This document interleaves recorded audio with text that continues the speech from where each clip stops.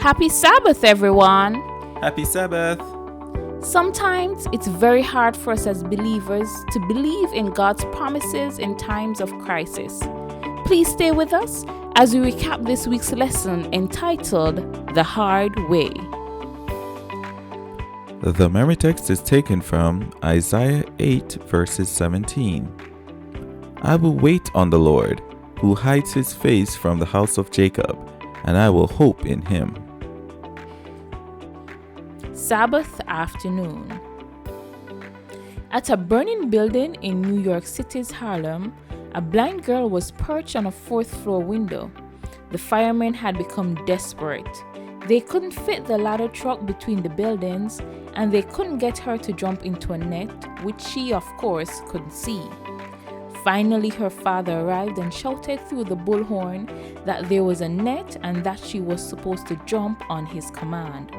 The girl jumped and was completely relaxed, and she did not break a bone or even strain a muscle in the 4-story fall, because she trusted her father completely. When she heard her father's voice, she did what he said was best.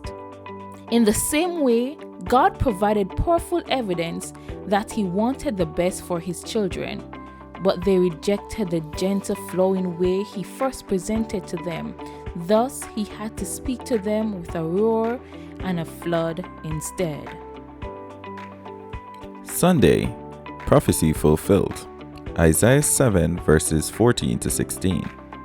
This prophecy of Isaiah was given about 734 BC in response to the bribe of Ahaz.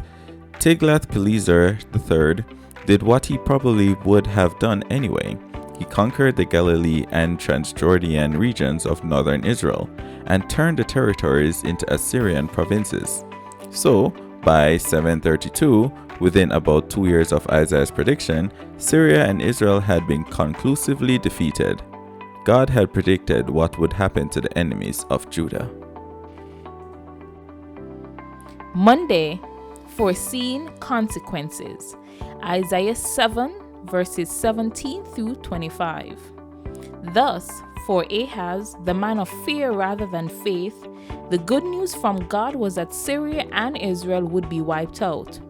The bad news was that Assyria, the ally and friend he had chosen to help him, would turn out to be a far more dangerous foe than Syria and Israel had been.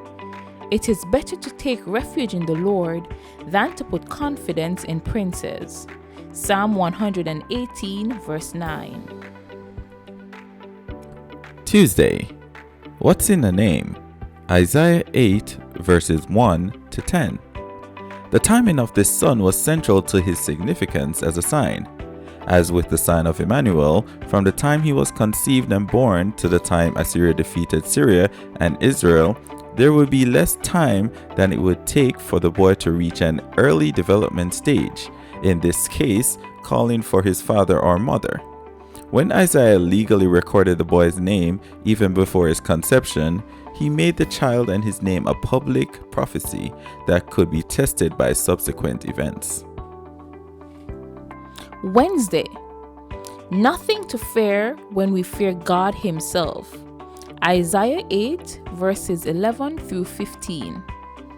Isaiah's message to desperate people is, we have nothing to fear when we fear God himself. True fear of God as holy means that you recognize him as the ultimate power in the universe. Such fear overcomes any other fear. There are different kinds of fear, but you have a kind of fear in the sense that you know and respect the power of that person and the boundaries of your relationship. Thursday, gloom of the ungrateful living dead. Isaiah 8 verses 16 to 22. Ahaz was deeply involved in pagan religion, which was heavily interconnected with the occult. Isaiah's description of despair resulting from reliance on spirits other than the Lord fits Ahaz well. This would warn Ahaz that because he led the people into the occult, they would curse him. Separation from the occult is a matter of loyalty to God. Therefore, the Lord put him to death and turned the kingdom over to David, son of Jesse. Friday. Through Isaiah's actions and family, as well as his words, God reinforced the message of warning and hope. The only safe course is to trust that God knows what He's doing.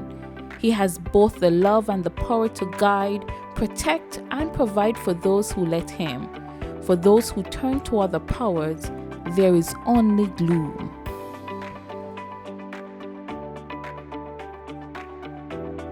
Have a happy Sabbath.